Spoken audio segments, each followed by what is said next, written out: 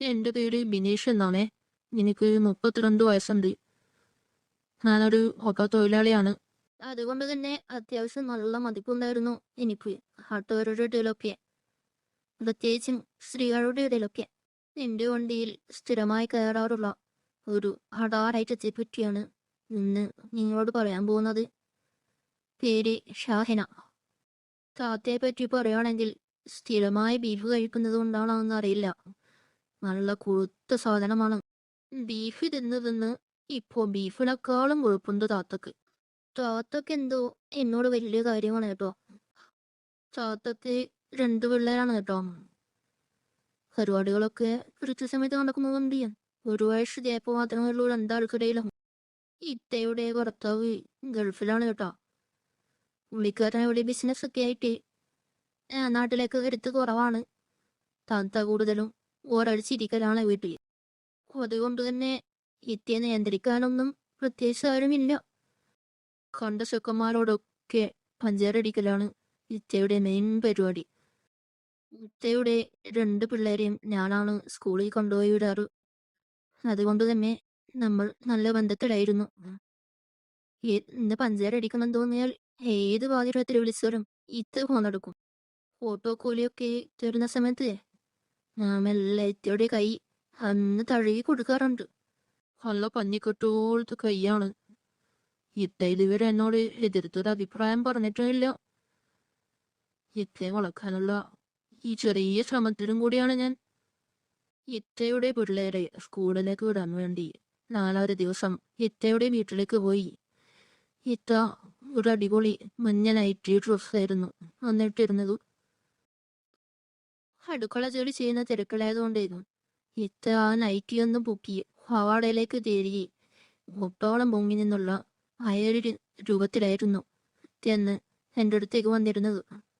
വല്ല ചൂട് കാലാവസ്ഥയും കൂടെ ആയതുകൊണ്ടേ കക്ഷമൊക്കെ വേർത്ത് കുടിച്ച് ഇത്ത ആകെ വിയർത്തിട്ടായിരുന്നു ഉണ്ടായിരുന്നത്. ഇത്ത അവിടെ കുട്ടികളൊക്കെ എടുക്കുന്ന തിരക്കിലായിരുന്നു.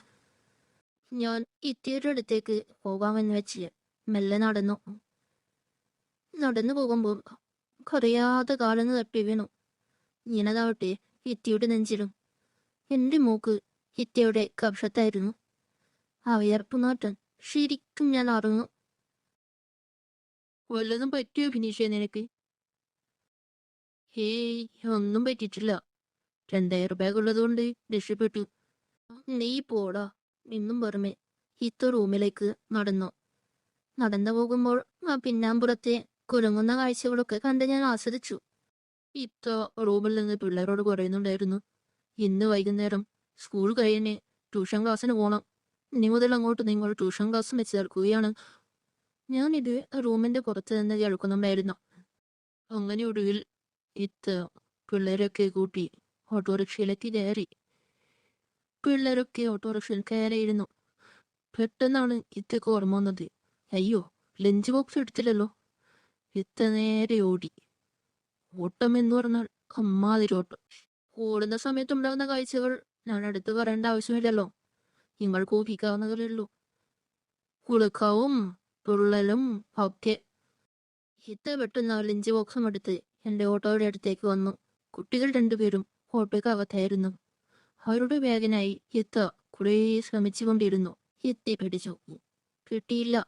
ഒടുവിൽ ഓട്ടോയുടെ മുന്നിൽ ഒരു കാലെടുത്ത് വെച്ച് ഇത്ത ഒന്നുകൂടി എത്തിപ്പിടിച്ചു. അതേസമയം ഞാൻ ഡ്രൈവറുടെ സീറ്റിൽ തന്നെ ഉണ്ടായിരുന്നു കേട്ടോ. ആ കരിക്കൻ കുളകൾ എന്റെ കൺമുന്നിൽ ഇങ്ങനെ തുളുമ്പി നിൽക്കുന്നു. ഇത്തയുടെ വസ്ത്രം വല്ലാതെ മുഷിഞ്ഞതുകൊണ്ട് ഭയങ്കര നാറ്റമായിരുന്നു കേട്ടോ. എന്റെ മൂക്കിലേക്ക് അതിങ്ങനെ അടിച്ചു കയറി.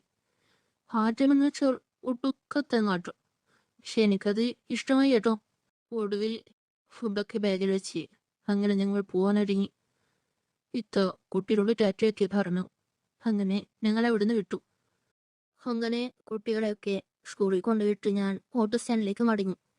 ഓട്ടോ സ്റ്റാൻഡിലെത്തിയപ്പോ മറ്റൊരു ഓട്ടോ ചേട്ടൻ എന്നോട് ചോദിച്ചു, ബിനീഷേ മോനെ, നിനക്ക് ഷാഹിനായിട്ട് എന്തോ പരിപാടി? ഷാഹിന നിനക്ക് കാര്യമായിട്ട് എന്തെങ്കിലും തരാറുണ്ടെന്നാണല്ലോ നാട്ടിലെല്ലാവരും ഒരു പറച്ചിൽ. ഹാ, അസൂയക്കാരങ്ങനെ പലതും പറയോ. നടക്കട്ടെ. വിനീഷേ, എത്ര തവണ കിട്ടിയടാ? എന്തൊക്കെ നടന്നിട്ടുണ്ടെന്ന് ആൾക്കറിയാം. അവളവിടെ 2 പിള്ളേർക്ക് വരെ നിന്റേതായാണെന്നാ എല്ലാരും പറയണത്. സത്യം പറയാലോ, ഇതൊക്കെ കേട്ട് എനിക്ക് തന്നെ മൂടായി. എന്റെ മനസ്സിൽ പിന്നെ ഒറ്റ രക്ഷയുള്ളൂ, ഷാഹിന താത്ത. താത്തയുമായുള്ളൊരു കളി. അതിനുവേണ്ടി എന്ത് വേണമെന്ന് ഞാൻ കുറേ ചിന്തിച്ചു. അപ്പോഴാണ് ഒരു കാര്യം ഓർമ്മ വന്നത്. പിള്ളേരൊക്കെ എന്ന് ട്യൂഷന് പോവാൻ ആരംഭിച്ചിരിക്കുകയല്ലേ. താത്തയാണെങ്കിൽ എന്നോട് പറഞ്ഞിട്ടില്ല. അപ്പോ സാധാരണ പോകുന്ന സമയത്ത് പോയാല് താത്ത ഒറ്റയ്ക്കല്ലേ ഉണ്ടാവും. ഇതിലും വലിയൊരു ചാൻസ് ഇനി എനിക്ക് കിട്ടില്ല. ഇത്തയുടെ വീടിന്റെ മുന്നിലൂടെയാണ് സ്കൂളിൽ പോകേണ്ടത്. ഞാൻ അങ്ങനെ വണ്ടിയെടുത്തു പോവാൻ തുടങ്ങി. ഇത്തയുടെ വീട്ടിന്റെ അടുത്ത് എത്തിയപ്പോൾ ഇത്ത പുറത്തു നിൽക്കുന്നുണ്ടായിരുന്നു. ഞാൻ വണ്ടി നിർത്തി ഇത്തയുടെ അടുത്തേക്ക് പോയി. ഇത്ത പിള്ളേരെ കൂട്ടാൻ പോവുകയാണേ. അയ്യോടാ, ഞാൻ നിന്നോട് പറയാൻ തുടങ്ങുകയും പിള്ളേർ ഇന്നോട്ട് ട്യൂഷന് പോകുന്നുണ്ടായിരുന്നു. ഞാൻ പറയാൻ പറ്റുമോടോ വിനീഷേ? ട്യൂഷൻ കഴിയാൻ 2 മണിക്കൂറാവും. വിനീഷ, നീ ഒരു കാര്യം ചെയ്യ്, 2 മണിക്കൂർ കഴിഞ്ഞിട്ട് പോരും. ഞാൻ നിന്റെ ഇത്ത കുറച്ച് നേരത്തെ പറഞ്ഞിട്ടുണ്ടെങ്കിൽ വെറുതെ കുറെ പണി കളഞ്ഞല്ലേ. ഇനിയിപ്പൊ എന്താ ചെയ്യുക? തിരിച്ച് ഓട്ടോ സ്റ്റാൻഡിലേക്ക് പോകുന്നത് വെറും നഷ്ടമാ. സോറിടാ, ഇനിയിപ്പൊ എന്താ ചെയ്യുക? നീ ഫുഡൊക്കെ കഴിച്ചോ? ഇല്ല, പിള്ളേരെയും കൊണ്ടുവിട്ടിട്ട് വീട്ടിൽ പോയി ഫുഡൊക്കെ കഴിച്ച് വരാമെന്ന് വെച്ചതാണ്. അയ്യോ, ഒരു കാര്യം ചെയ്യ്, നിനക്ക് ഞാൻ എന്തെങ്കിലും ഫുഡ് ഉണ്ടാക്കി തരാം. ഫ്രിഡ്ജിൽ കുറച്ച് മുട്ടയിരിപ്പുണ്ട്. അപ്പോ മുട്ടയും ബ്രെഡും ആക്കിയാലോ?